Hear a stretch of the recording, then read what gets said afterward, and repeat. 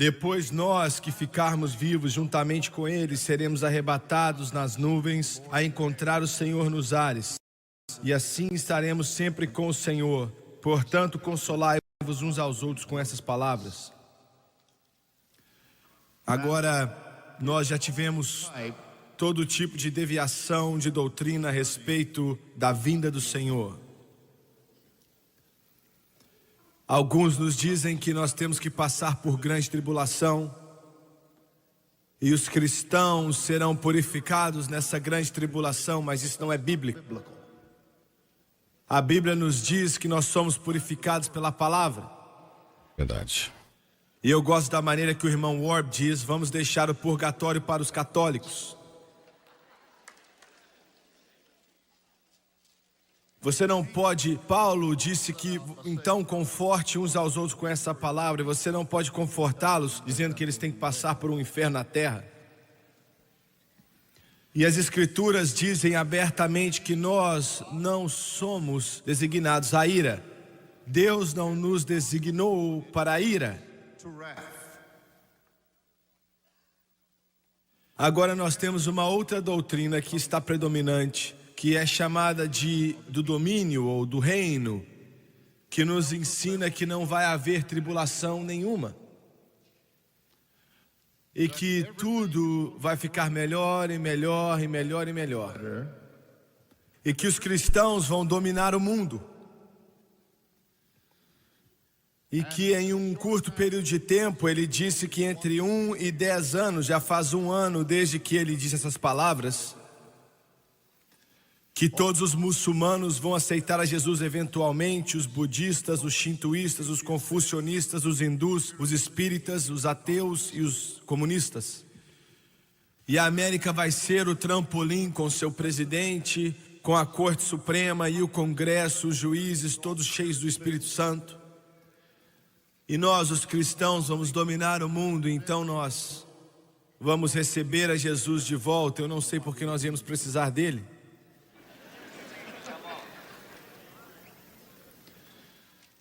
Essas duas doutrinas são mentiras do inferno.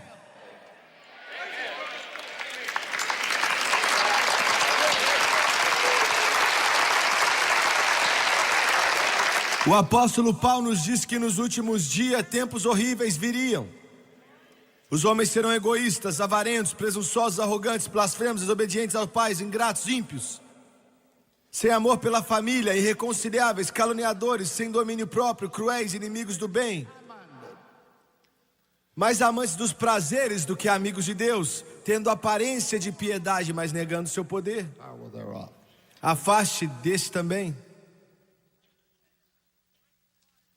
Ao mesmo tempo, um grande avivamento virá sobre esse planeta.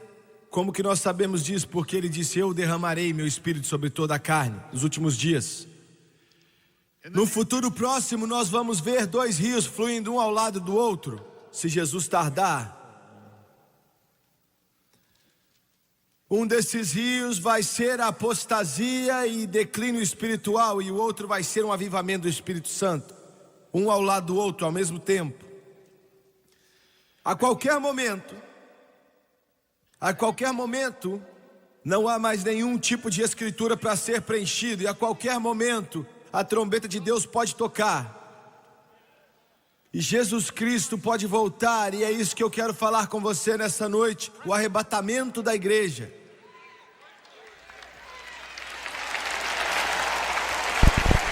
Há algum tempo atrás, nós recebemos um convite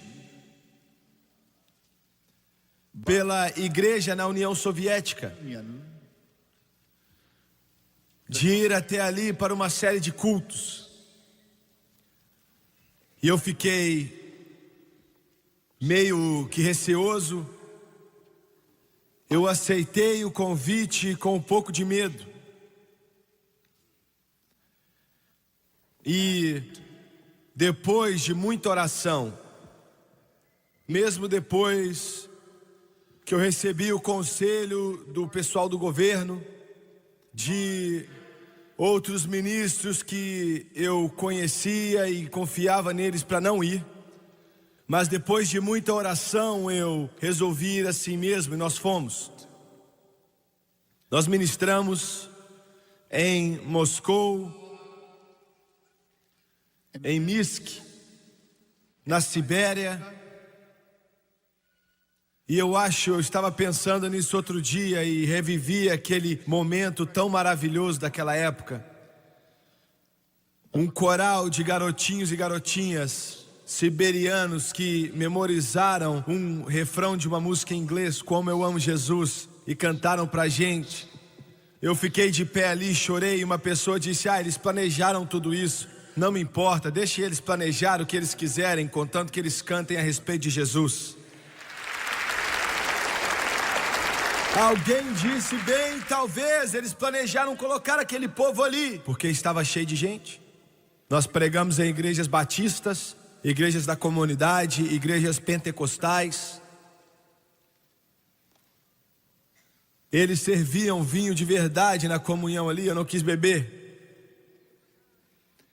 E eles me perguntaram: por que você não bebe? E eu disse: eu não acho que é certo beber vinho. E mesmo que eu e você possamos ver as Escrituras de maneira diferente, você tem tanto problema com bebedeira aqui na União Soviética que, como uma questão de princípio, você deveria se levantar e dizer: não tem mais vinho aqui. E alguém disse outro dia: bem, ali devia ter mais agentes da KGB do que em qualquer outro lugar. Pode ser que sim, eu não sei. Mas se existiam agentes do KGB ali, eles sentaram ali, eu tenho certeza que eles choraram muito.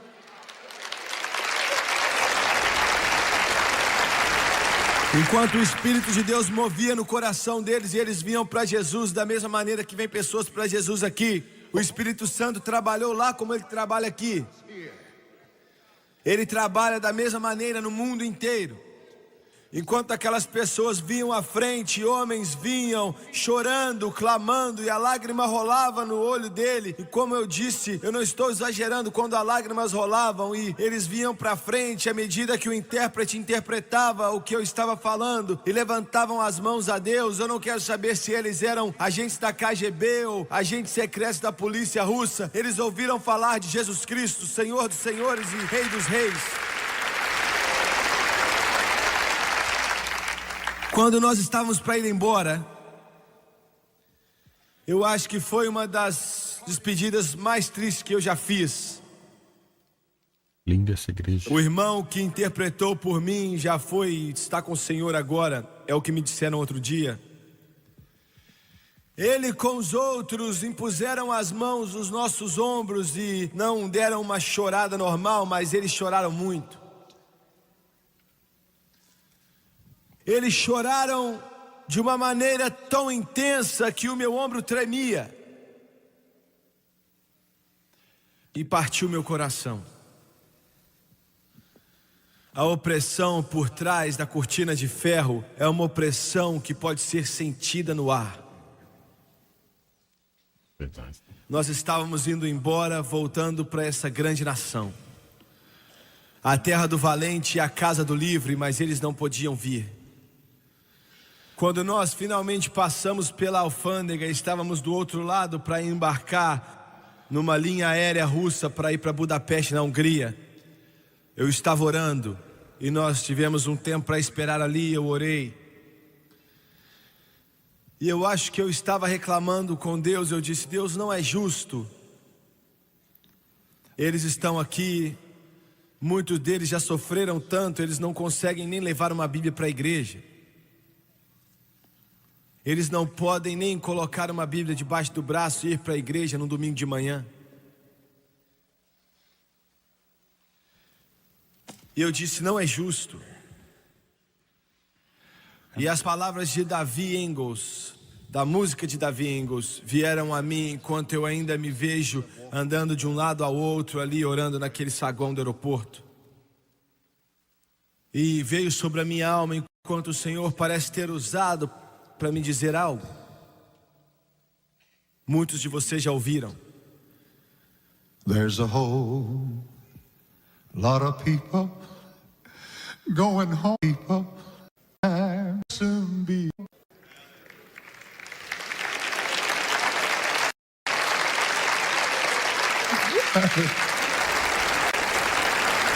Aleluia. There's a whole lot of people sing on. Aleluia. There's a whole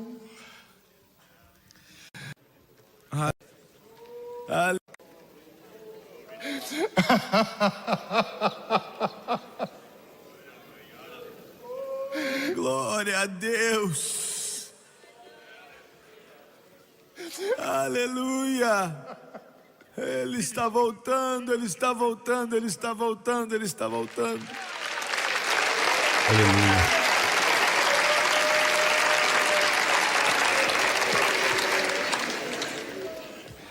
I can see them seated round the whole hands of time.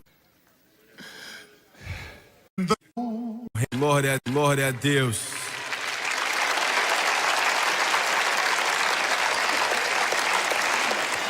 Aleluia. Glória a Deus. Me dê um minuto, por favor, me dá um momento. Existe muito sofrimento nesse mundo, mas Ele está pronto para terminar com isso tudo. Ele está voltando, Ele está voltando, Ele está voltando. Por que você não levanta as suas mãos e louve a Ele por um momento, porque você está salvo? Louve a Deus, aleluia. Aleluia. Muito obrigado, Senhor, bendito. Bendito é o nome do Senhor, aleluia. Aleluia. Glorificado seja o nome do Senhor.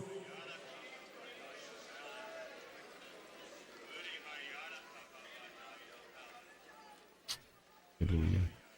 Louvado seja Deus. Aleluia. Nós então voltamos da Sibéria, de Minsk, e do que você chama de uma escola bíblica. Na verdade, eles não têm uma escola bíblica na União Soviética, mas há uma correspondência com alguns dos estudantes e eles estão servindo ali e nós mandamos cartas a eles. E naquela última noite, quando estávamos jantando na cobertura do Hotel Rússia, é o hotel mais alto do mundo, com mais de 4.000 quartos. Não há nada sobre aquele hotel que faça dele bonito, ele é muito crude. Mas a cobertura, e eu esqueci quantos andares, eu acho que 30 ou 35, eu sei que o irmão Green Weisman já esteve ali várias vezes. E aonde eles nos assentaram era bem de frente ao Kremlin. E eu me assentei ali por mais ou menos 8 ou 10 vezes, todas as diferentes vezes que comemos ali. E toda a parede era de vidro, em volta daquela parte do hotel construída por Joseph Stalin. E a maioria das vezes que eu estava sentado ali, eu ficava olhando para o Kremlin, que estava a poucos metros de distância. Era possível ver dentro do Kremlin. 37 acres. E o melhor de tudo é que eu sentei ali, bem no coração, na capital do ateísmo, do materialismo, querendo ir contra tudo de bom no mundo inteiro. Eu realmente acredito que é a religião de Satanás. E a coisa mais esquisita daquilo ali é que as igrejas que estavam ali, do lado de fora do Kremlin, ainda permanecem ali como museus, ou seja lá o que for. Ainda estava ali abaixo dos ars. E eu contei uma vez 27 cruzes no topo daquelas igrejas. Em volta do Kremlin, a cruz de Jesus Cristo era vista em qualquer lugar que você olhasse. I thought how Quão irônico. Os mestres do comunismo, os russos, as deixam ali como se fossem pedaços de museu. Mas bem no coração do ateísmo, do comunismo, a cruz de Jesus Cristo permanece de pé contra todo tipo de ataque, anunciando ao mundo que aquele é o único caminho para toda a humanidade. E eu olhei para aqueles 37 acres, naquelas paredes, formulação de doutrina para tentar conquistar o mundo, começando com Lenin até o dia presente de hoje. E eu estava sentado ali, eu estava vendo o sol se pôr, e eu pensei nos americanos que pagam imposto por causa do plano que é feito ali naquelas paredes do Kremlin. Os pagadores de imposto americanos já pagaram 2 trilhões de dólares desde a Segunda Guerra Mundial. Pense nisso. Quase 2 trilhões de dólares que quase faliram a nossa nação, tentando se preparar para uma defesa do que alguns se referem ao grande comunismo que está por vir.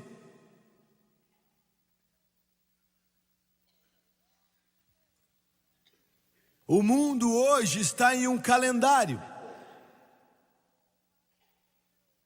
E Deus Todo-Poderoso ainda está no controle. E isso eu quero que você se lembre. Tudo o que está acontecendo nesse planeta, todo conflito, todo tipo de guerra militar, todo tipo de ditador que aparece, Deus sabe exatamente de onde vem. E tudo está no cronograma. Eu quero que você entenda isso. Veja bem, como filho de Deus, me escute com cuidado. Como um filho de Deus, nós não temos que temer. As manchetes de jornais podem ser negras, podem ser ruins, as situações podem piorar nesse mundo, mas nós não temos que temer. Tudo está no calendário, está no cronograma aqui nesse planeta, está no cronograma também lá no planeta do céu. Você entende o que eu estou falando aqui nessa noite? Não esteja alarmado, não tenha medo, não pense no amanhã. Tudo está no cronograma e o mestre por trás das paredes do Kremlin não tem controle de nada. Aquele que se chama de ditador lá no Mediterrâneo, Gaddafi, não está controlando nada.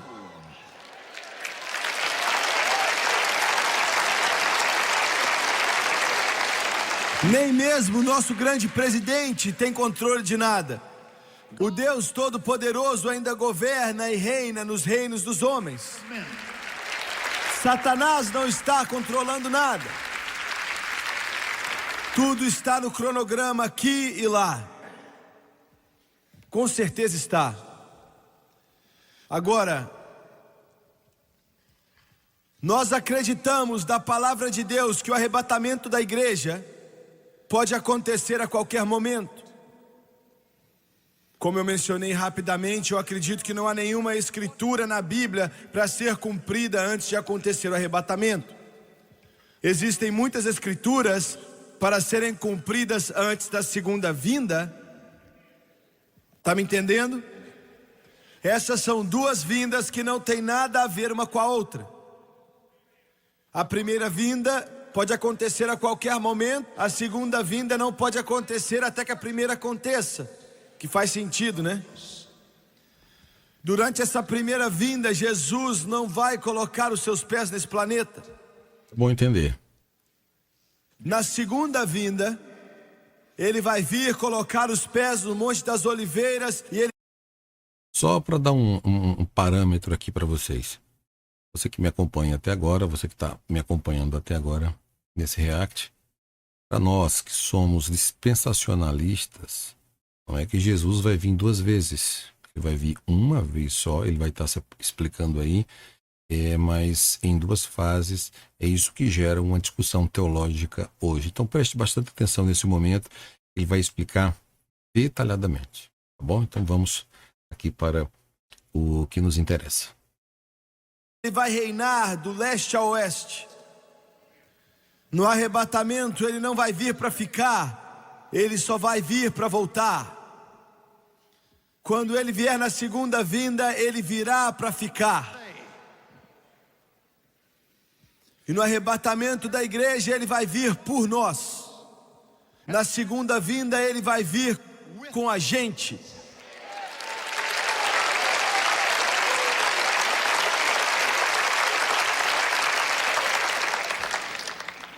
Há uma grande diferença nessas 2 vindas. Antes da segunda vinda acontecer, a grande tribulação vai acontecer aqui na terra por um período. Vai explodir em toda a sua fúria sobre essa terra. Jesus disse que grande tribulação que o mundo jamais conheceu e nunca mais vai conhecer. A grande tribulação ele a chamou. Algo tão incompreensível, catástrofes que vão acontecer aqui, que vão destruir esse planeta. As águas transformando em sangue, espíritos demoníacos voltando do abismo, a morte, o inferno e a guerra e fome nessa terra.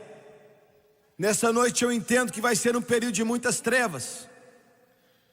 Não tem muito a ver com a doutrina do domínio e do reino de Deus, que diz que tudo vai melhorar mais e mais e mais. Mas eu tenho que te lembrar, eu não estou aqui para pregar o que eu acho que você quer ouvir. Eu estou aqui para pregar, assim diz o Senhor.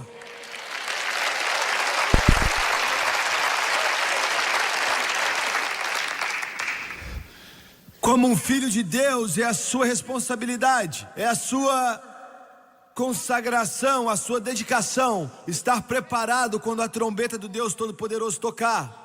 Instantaneamente, em um momento, no abrir e fechar dos olhos, a Bíblia diz que vamos ser transformados. A corrupção vai se vestir de incorrupção. A mortalidade vai se vestir de imortalidade. Quanto mais velho eu ficar, mais eu busco isso. Às vezes, nessas cruzadas, eu fico tão cansado fisicamente que eu mal consigo ficar de pé. Às vezes eu começo a andar para uma congregação e tudo começa a ficar embaçado. As pernas começam a tremer e eu tenho que segurar em alguém para ficar de pé. Eu sinto essa minha carcaça mortal envelhecer. Eu não tenho mais os reflexos que eu tinha. Mas logo a corrupção vai ter que se vestir de incorrupção. Verdade. A mortalidade vai ter que se vestir de imortalidade. Glória a Deus. Então eu vou ser transformado em um momento, no abrir e fechar de olhos, e eu vou jogar fora esses óculos para nunca mais ter que usá-los outra vez. As minhas costas não vai mais doer, o meu estômago não vai mais doer, os meus olhos não vão embaçar mais, a minha mente vai estar muito bem afiada, porque Jesus está voltando para buscar o seu corpo, a igreja do Deus vivo.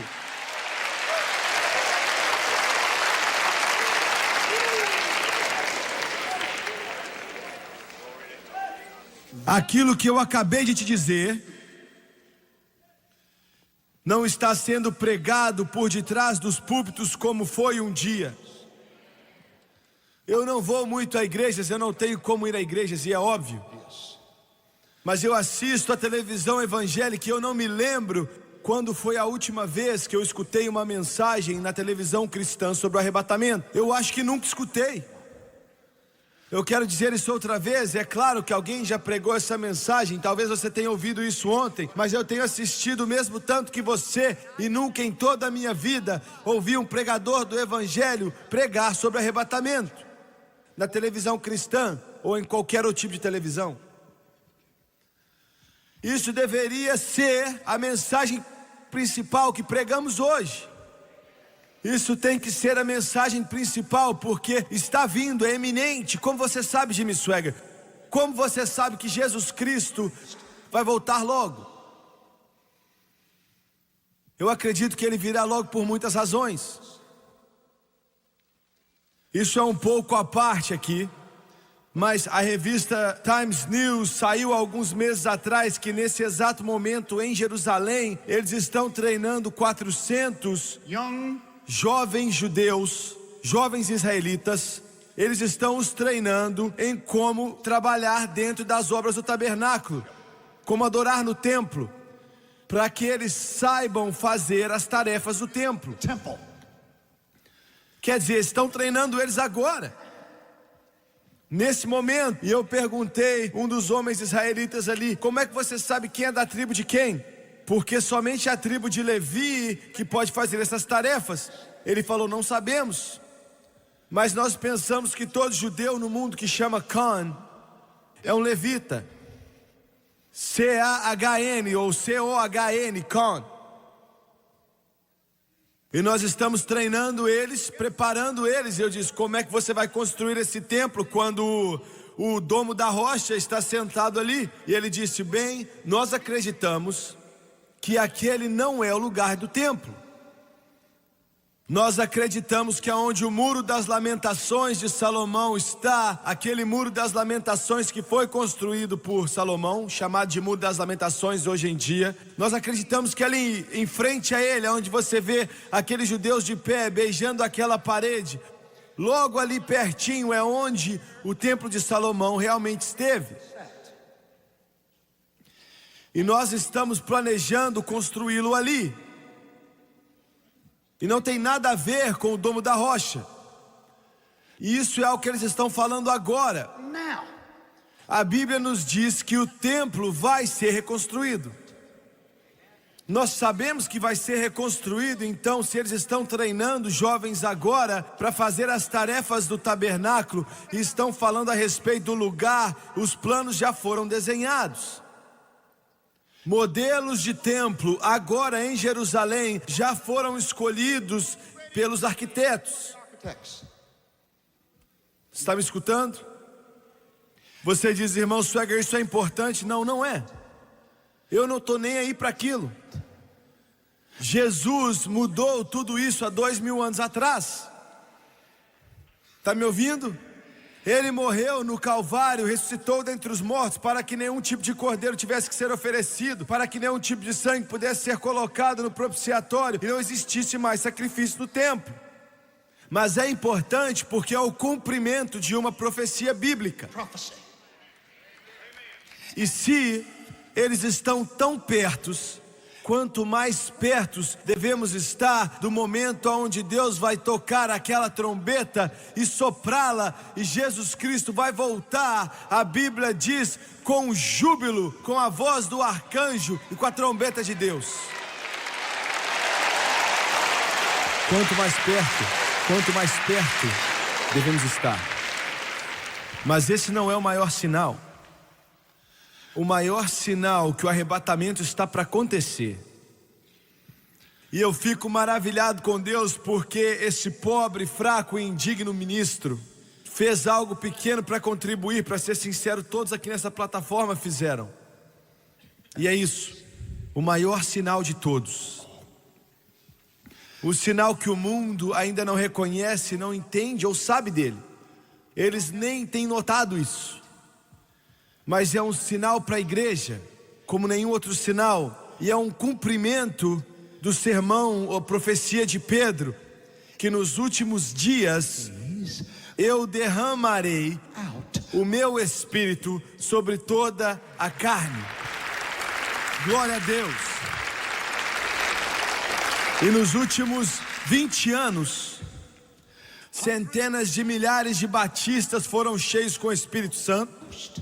Centenas de milhares de católicos foram cheios com o Espírito Santo. Centenas de milhares de metodistas, episcopais e luteranos foram cheios com o Espírito Santo. Você está me escutando? Quando aquela multidão nas nossas cruzadas começam a crescer mais e mais, e nós temos que alugar coliseus para 15, 20, 25 mil pessoas, para que as pessoas se assentem. Eu pensei, sem mesmo orar, porque Deus me disse Em 1970, todo domingo à tarde, Ray Lugo está aqui nessa noite. Ele tocou para centenas daqueles cultos, orando para pessoas serem cheias do Espírito Santo. E naquela ocasião ele me disse: se você acreditar em mim, você verá 1000 pessoas ou mais em um culto sendo batizados com o Espírito Santo. Verdade. E nós chegamos a ver 200, 300, 600 batizadas com o Espírito Santo, mas nunca 1000. Imagine só, quando eu comecei a pregar, mais ou menos 30 anos atrás, se 10 pessoas fossem cheias do Espírito Santo em um culto de avivamento, nós pensamos que tinha sido um culto maravilhoso. Em 1963, em Altar, no Illinois, num avivamento de 7 semanas, mais ou menos 100 pessoas batizadas com o Espírito Santo, e eu andei nas nuvens por 1 ano.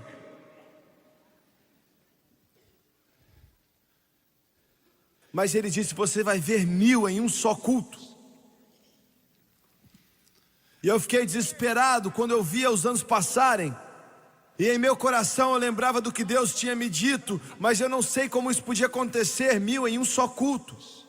Mas quando eu via a multidão crescer sem mesmo orar, eu pensei: eu vou terminar esse culto de domingo à tarde, que as pessoas são cheias do Espírito Santo. A multidão está crescendo tanto que eu nem dou conta de orar para todas essas pessoas.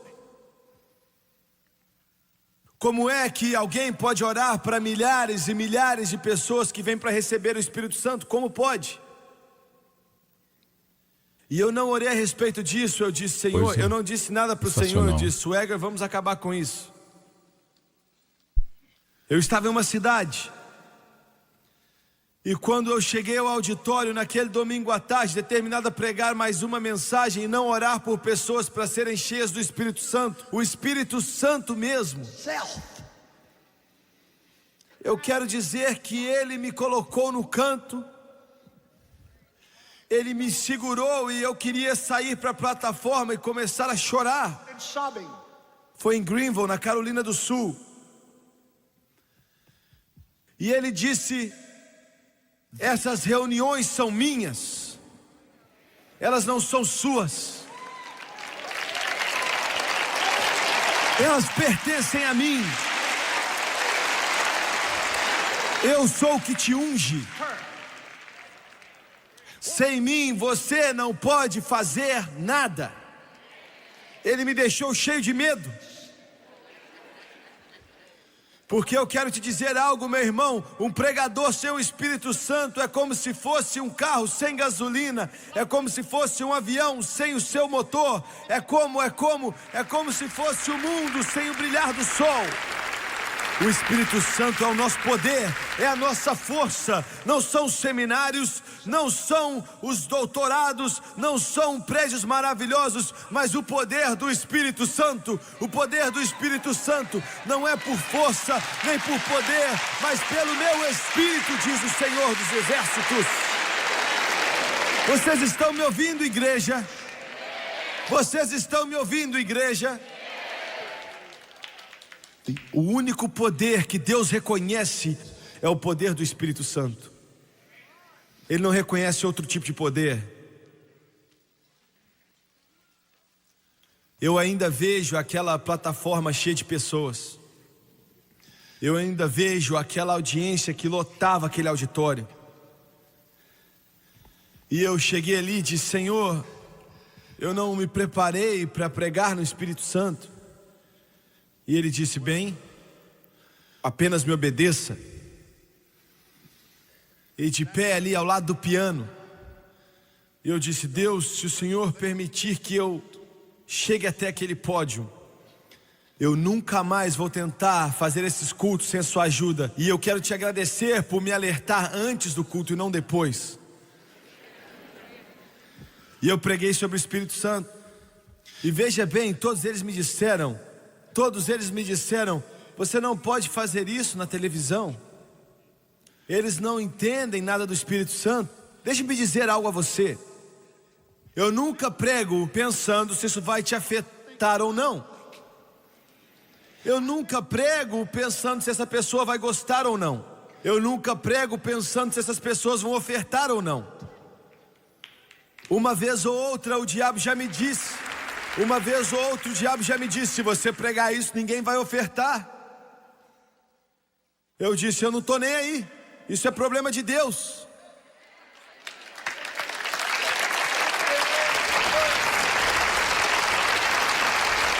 Um pastor da Assembleia de Deus me disse outro dia, se você continuar pregando dessa maneira, as pessoas da Assembleia de Deus não vão te apoiar. E eu disse, se eles não me apoiarem, Deus levanta os católicos para me apoiar. Porque eu vou pregar o Evangelho do Deus Todo-Poderoso. Não me importa o que o inferno diz, ou que a denominação diz, ou que os demônios dizem, ou que o diabo diz. Não é o meu Evangelho, é o Evangelho dele, é o que diz o Senhor.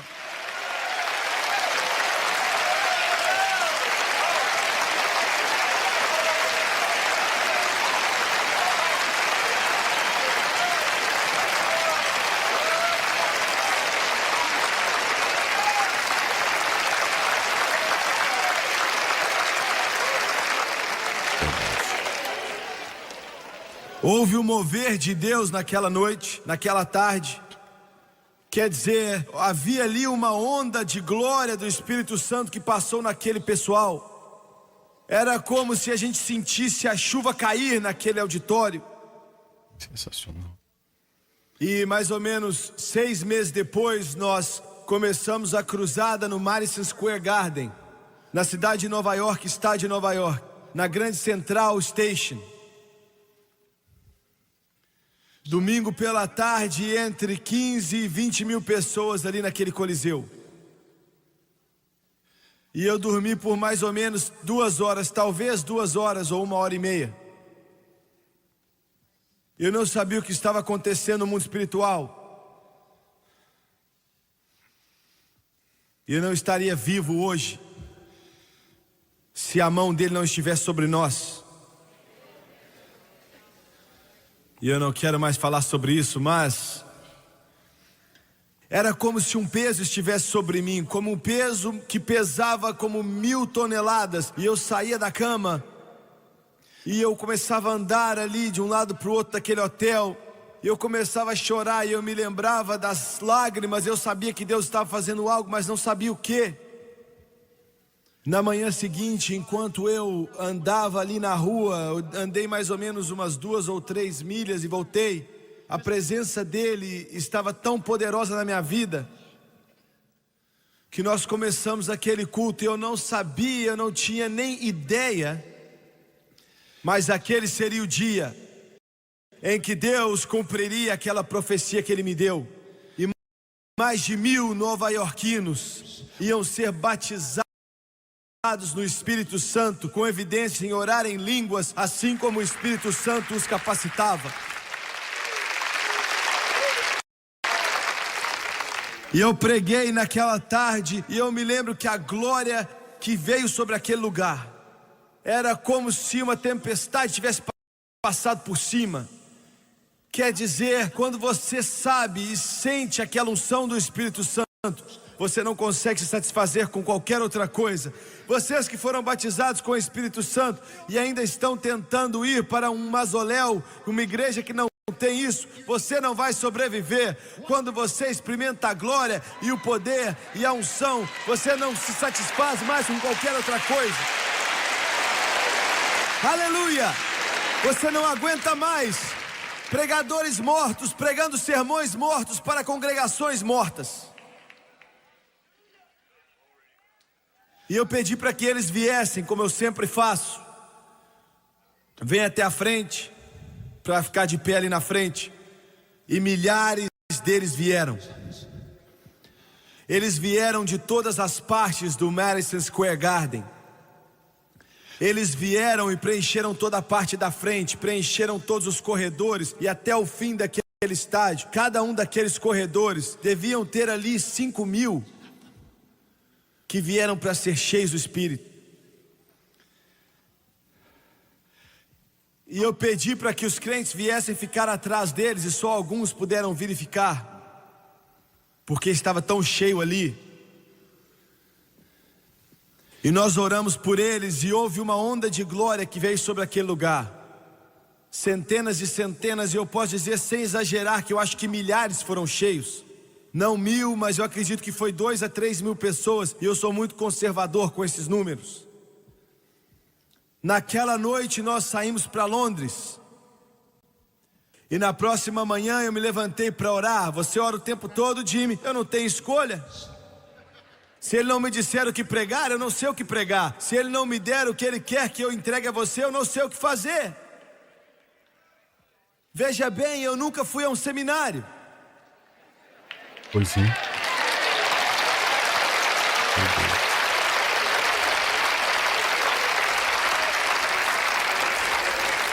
Nós estávamos em um hotel muito perto do Hyde Park.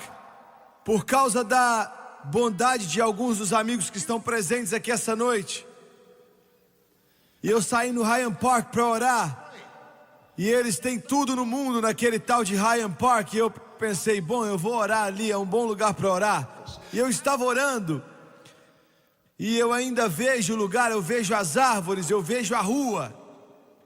E o Espírito de Deus disse, na noite passada, você teve mais de 1000 pessoas batizadas no Espírito Santo. Eu cumpri a profecia que eu te dei em 1970. Eu ainda não tinha entendido. Eu não tinha nem pensado naquilo. E eu comecei a chorar e fiquei quebrantado. Ele me disse outra coisa.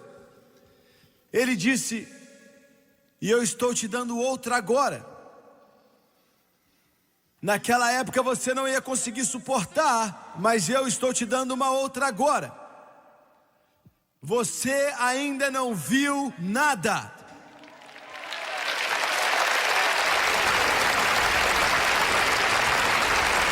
Eu vou encher dezenas de milhares em um só culto, com o poder do Espírito Santo.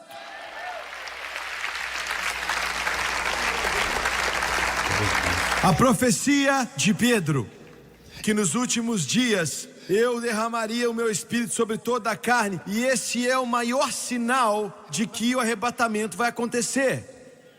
Por que é que ele está derramando o Espírito Santo? Ele está derramando para que a igreja fique preparada. Porque se eles rejeitarem, não há nada que Deus possa fazer. Ele já abriu a porta.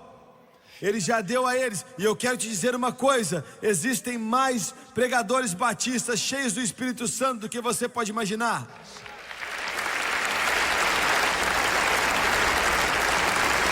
Pedro disse, o Senhor vai derramar o Espírito dele sobre toda a carne. Um padre da igreja católica me escreveu outro dia. Disse, eu estou cheio do Espírito Santo.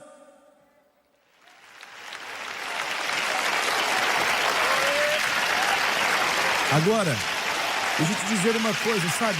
A maioria dos meus amigos protestantes ficaram bravos comigo porque eu deixo os católicos nervosos. Eu não faço isso, eu não deixo eles nervosos, eu apenas entrego a mensagem que Deus me disse para levar a eles, só isso. Eu amo os católicos. Ele disse, eu quero encontrar com você. E ele foi cheio de Espírito mesmo.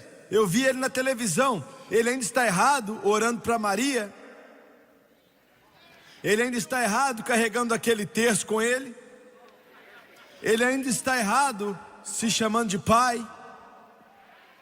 Ele está errado na cabeça dele, mas está certo no seu coração. Está me entendendo? Aleluia.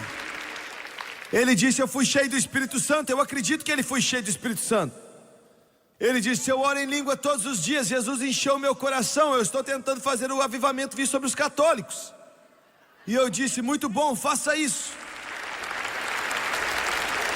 Eu estou tentando te dizer algo.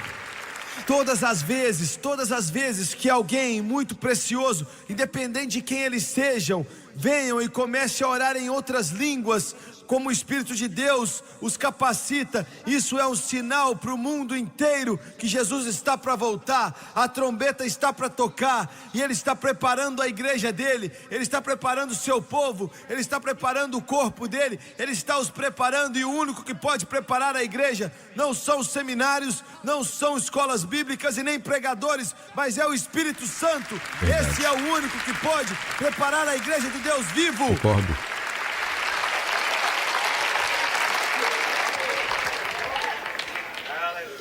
Você está entendendo? Claro. O Espírito Santo é o pastor dessa igreja.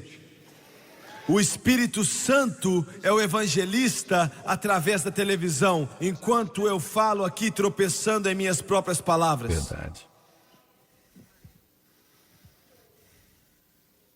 O Espírito Santo, esse é o maior sinal de todos, que a trombeta está para tocar.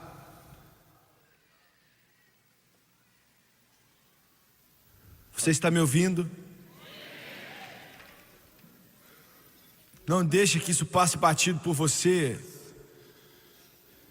com indiferença ou falta de entendimento. Alguns de vocês aqui receberam o Espírito Santo nos últimos meses. 1 ano ou 2 atrás, você tacava dardos em minha foto toda manhã.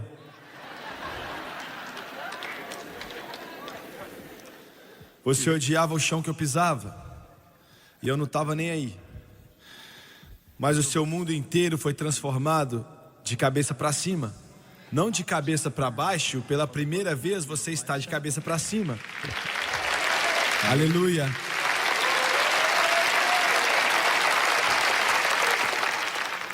Se alguém tivesse dito a você, criado em uma atmosfera religiosa litúrgica, tudo tão calado dentro da igreja que você não consegue diferenciar de um funeral. A única diferença é que eles não têm um caixão.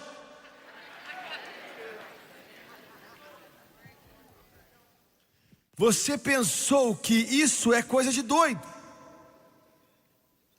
Eles perderam a cabeça. O elevador deles não chegou ao topo.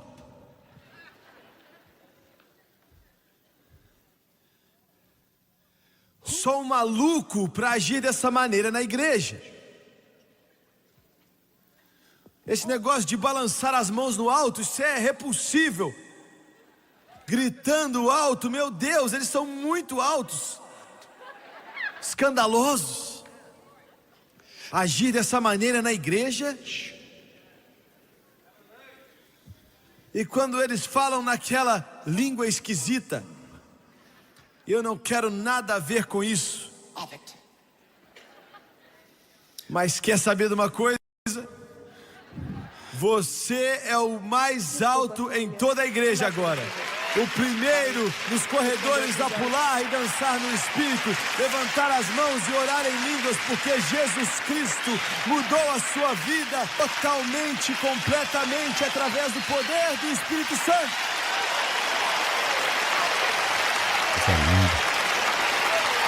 Aleluia! Aleluia! Aleluia!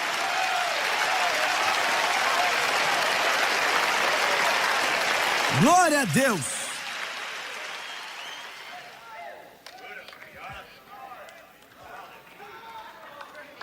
Agora, nós das Assembleias de Deus, e nós das igrejas de Deus, e nós das igrejas pentecostais, e nós das igrejas quadrangulares, olhamos para você como se você estivesse doido. Você perdeu a cabeça, você fala alto. Não é? Qual o seu problema? Você fala alto. Qual o seu problema? Dançando para cima e para baixo do corredor. É isso que nós éramos e é isso que nós temos que voltar a ser, porque Deus disse que ia derramar o Espírito dele. Ele vai derramar o Espírito dele sobre toda a carne. Eu vou derramar, eu vou derramar, eu vou derramar, eu vou derramar.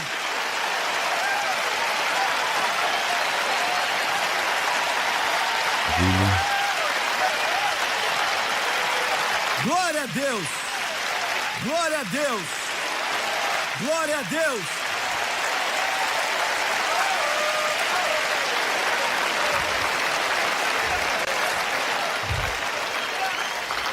Ele disse: eu vou derramar.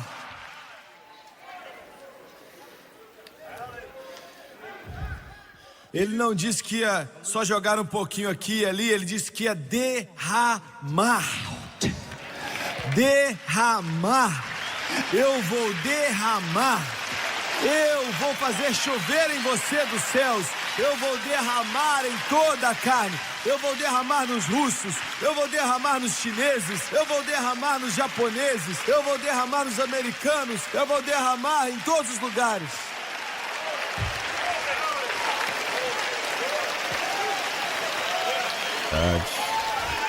Glória a Deus. Glória a Deus. O que vai acontecer, Senhor?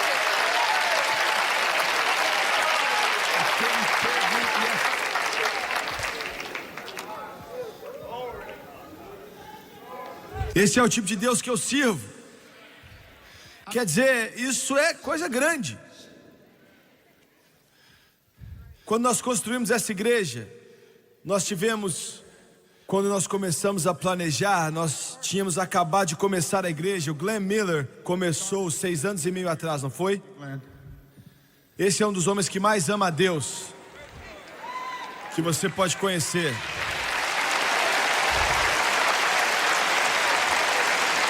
Deus já vinha falando ao meu coração e eu não queria ceder. Eu não queria construir uma igreja.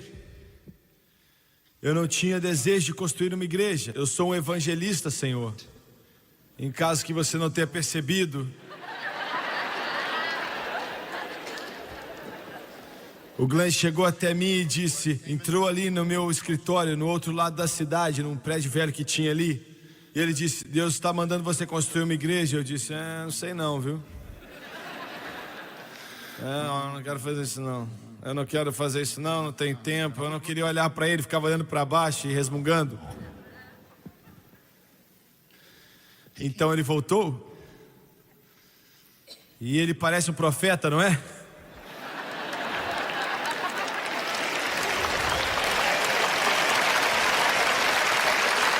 Então eu disse, tá bom, já que você insiste, vai lá, eu não tenho nada com isso. Eu não vou pregar lá, eu vou congregar lá, mas não vou pregar lá. E alguns de vocês, talvez 1 ou 2, vocês pensam que eu sou muito santo, não é mesmo? Mas eu tenho os meus problemas como você tem. Elias era um homem com as mesmas paixões. Verdade. O Glenn começou a igreja no Holiday Inn. O Holiday Inn começou mais igrejas, irmão Ward. O Holiday Inn, o quê? Ali, na rua de baixo, Holiday Inn. E saímos daquele Holiday Inn para um outro Holiday Inn. Começamos com 100 pessoas, não foi, Glenn? Uma igreja bonita, 100 pessoas. Greg, é uma mensagem. Alguns meses depois, Deus começou a falar comigo para construir uma igreja. E mais ou menos nessa época a gente tinha 400 pessoas. E eu não queria fazer. Deus me disse, construa a igreja que vai sentar 10 mil pessoas. E eu disse, Deus, eu tenho 400 pessoas e eu não estou ali na maioria das vezes. Eu vou escrever um livro em como construir uma igreja, nunca apareça.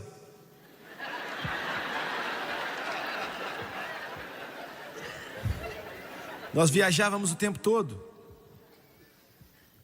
E eu então pensei, como é que eu vou construir uma igreja para 10 mil pessoas? E nós tínhamos 400. Verdade, hein? Algumas dessas pessoas sentadas aqui na frente, eles estavam, eu não sei se eles estavam ali no primeiro domingo, mas eles estavam ali pela maioria dos domingos que começamos e não perderam muito. Eu não sei onde vocês estavam antes, eu não sei onde, antes de vocês se tornarem pentecostais, batistas. Nessa cidade, sabe, não existia nenhuma igreja pentecostal. Ou era batista ou era católico. Só isso. Quando o primeiro grupo vieram na igreja, eles entravam aqui e faziam o sinal da cruz, né? No, man, I thought.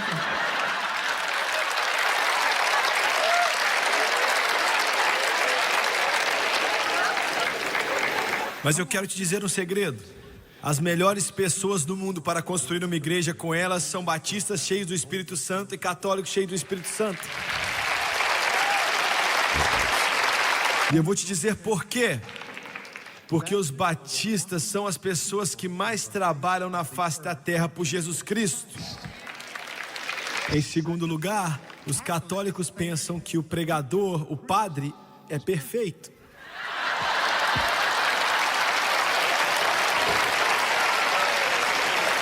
Aleluia! E eu não fiz como Deus queria, e nós fizemos isso aqui para 7.000 pessoas, com todos esses balcões, mas eu temi. Deus está fazendo grandes coisas. Alguém diz, por que você precisa de todo esse prédio? Muita gente me pergunta isso. E eu digo, nós estamos tentando tocar o mundo inteiro. Todo ser humano na face da terra. Muito bem. Existe uma divisão no cristianismo e no mundo, entre o cristianismo e o mundo. A cruz de Jesus Cristo separa você do mundo. Você entende isso? A cruz separa você do mundo.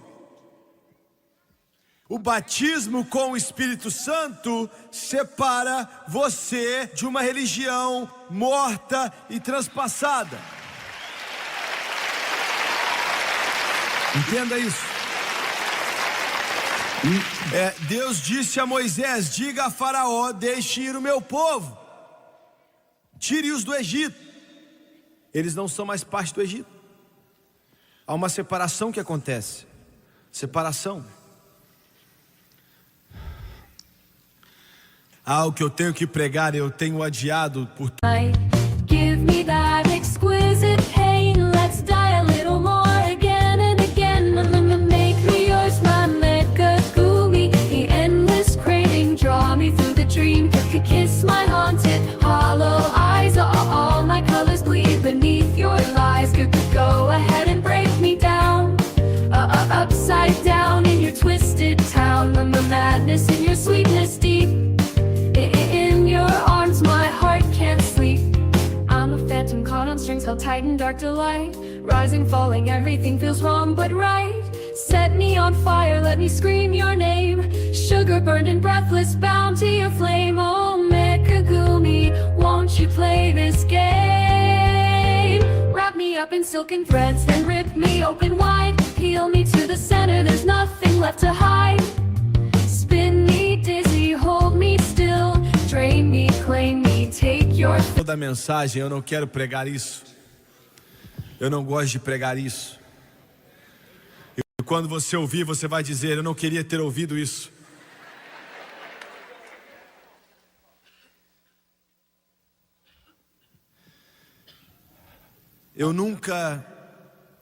Meu coração nunca esteve tão quebrantado como o dia de hoje. Nunca. Eu nunca trabalhei com fardo tão tri. Se levantou em Jerusalém, olhou para as pessoas e disse, eles são como ovelhas sem pastor. As pessoas seguem pastores. E eu ouvi, eu acho que foi o Dave Wilkerson ou foi o Don Blanc, um dos dois disse, talvez foi Charles Greenwood, que disse, existem criadores de ovelhas, existem mercenários, existem pastores. Os criadores de ovelhas conduzem as ovelhas. Conduzem as ovelhas para o seu próprio engrandecimento, ego ou orgulho. Está me ouvindo? As ovelhas são secundárias. O criador de ovelha força as ovelhas a ir onde ele quer que elas vão. e também ao mercenário que está nisso por dinheiro. Tudo gira em torno do dinheiro. Eu me lembro em Detroit, no Michigan, com o Bon Bowman. Na primeira reunião que durou 4 semanas, a segunda durou 9 semanas. E naquela segunda reunião, se eu me lembro bem, foi numa sexta-noite, o lugar estava cheio. Tinha uma plataforma naquela igreja antiga que eles construíram ali. E o culto terminou e uma mulher veio até mim. E ela devia ter 50 anos de idade, eu acho.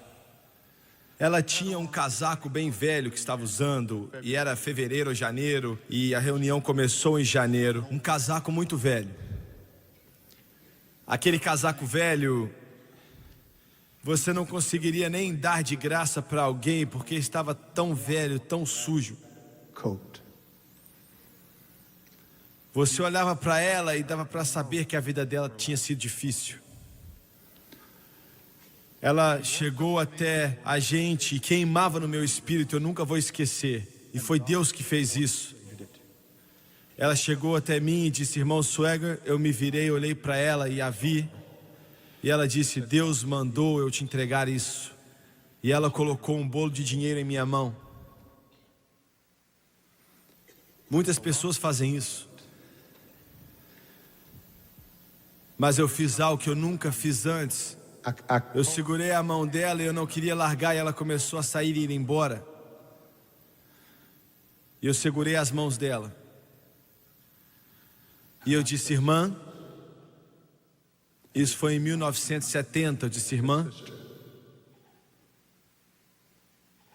quanto tem aqui?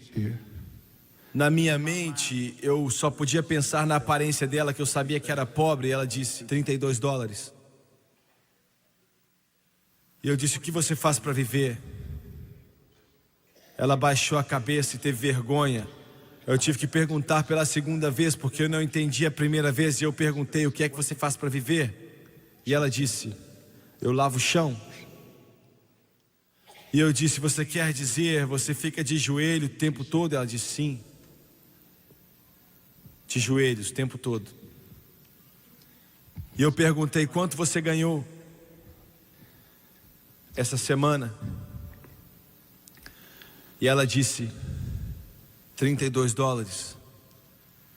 E eu disse: você deu tudo essa organização sem que ele esteja supervisionando para ver se não é verdade? Se eu pagar um almoço para aquele pastor ali, eu tenho que assinar o nome deles atrás do recibo e ele vê para ver se é isso mesmo que está certo. E existem pastores que guiam o rebanho. Some through the waters and some through the flood. Some through the fire, but all through the blood. Some through great sorrows, but God. É possível encontrar pregadores que têm convicções hoje em dia. Está me ouvindo? Estou falando de convicção, pregadores que têm convicções, que vão se levantar independente do que venha contra eles para dizer: isso está certo e isso está errado.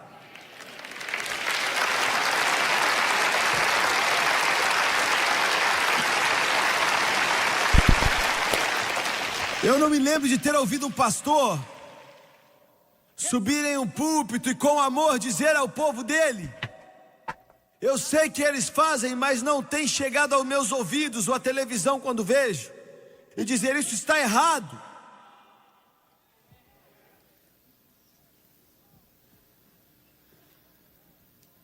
Em segundo lugar, está ficando cada vez mais difícil encontrar pastores que entendem qualquer coisa da liderança do Espírito Santo. Nessa manhã eu liguei a televisão em um pregador que eu conheço e que eu amo muito. O meu coração partiu. Eu escutei 30 minutos de música que se enquadrariam melhor se fossem um canal do mundo, por roqueiros exibindo a própria carne. E de repente um livro aparece na tela e diz como receber o Espírito Santo e ser usado com os dons do Espírito. Quando nós misturamos o Espírito Santo com poderes demoníacos do inferno, nós estamos em apuros. Você está me ouvindo? Nós estamos em apuros. Alguns de vocês se perguntam, e até eles se perguntam, por que é que todas as vezes que eles cantam, às vezes eu perco algumas, mas toda vez que eles tocam a guitarra ou eles cantam, eu escuto com o ouvido aguçado. E às vezes por dias eles trabalham em uma música, então eu escuto e digo não, porque o Espírito Santo disse não, isso me ofende.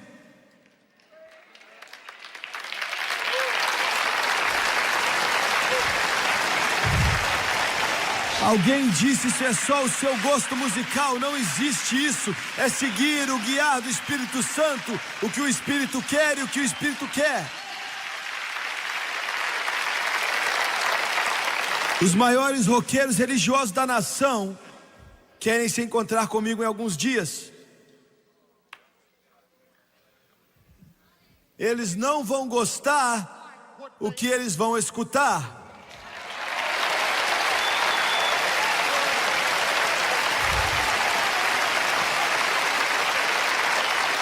Esse homem aqui era o gerente da nossa estação de rádio em Houston, no Texas. Ele era o gerente de todas elas. Hardy Brundage. Talvez existam, não com ele, mas algumas das outras rádios que estão tocando em nossas rádios que nós não gostamos. Nós não escutamos isso. Se eu escutar isso, eu te mando embora. Se ele escutar isso, ele manda eles embora. E alguém pode dizer, você não consegue levantar a sua média. Eu não estou nem aí para a minha média. Eu estou tentando obedecer a Ele que me chamou para ser um soldado.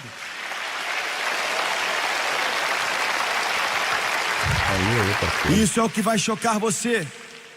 O movimento pentecostal, Assembleia de Deus, Igreja de Deus, Quadrangular, Santidade Pentecostal vão morrer. Porque eles estão chegando ao ponto que eles não sabem o que é ser guiado pelo Espírito Santo. Me ouça, é ruim o suficiente fazer algo que é errado, como eu ouvi nessa manhã. Mas a coisa pior é quando você faz e você nem sabe que está errado. Está me entendendo? Veja bem, Deus me deu uma mensagem para as Assembleias de Deus, para a Igreja de Deus, e a Quadrangular, e a Santidade Pentecostal. E não está indo muito bem. E a pior parte disso é, eu só estou começando.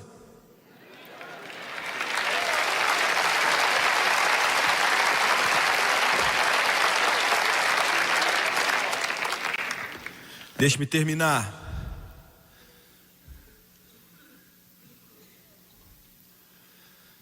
Quando acontecer o arrebatamento, não vai ser silencioso. Alguém disse, eles não vão sentir falta da gente quando nós formos embora. Querido, não acredite nisso. Quando nós sairmos daqui, nada que vai ficar vale a pena ser comentado. Jesus disse que você é o sal da terra e a luz do mundo. Quando nós formos embora, não vai ficar nada a não ser um inferno. A única coisa que mantém esse planeta mais ou menos são os filhos do Deus vivo, com Jesus Cristo no coração e na vida deles.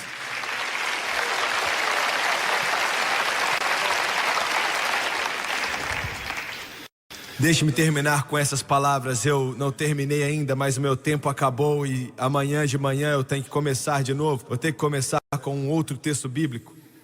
Domingo de manhã. Muito bem. Eu sei de cabeça, mas eu quero que você me veja abrir esse livro e ler dele. 2000 anos atrás, João era conhecido como voz de trovão. Ele tinha 100 anos de idade quando ele escreveu o livro de Apocalipse. Ele foi o último a morrer. Eu posso imaginar os pensamentos que passavam em sua cabeça. mind. Tiago, o irmão dele, tinha sido o primeiro a morrer. Já fazia tanto tempo. Pedro já tinha partido há muito tempo. Tomé já tinha morrido também na Índia. Natanael já tinha ido. Mateus, o coletor, já tinha ido. Todos já tinham partido. O cabelo dele agora está branco, como um escravo na ilha de Patmos. Ele é o único que sobrevive.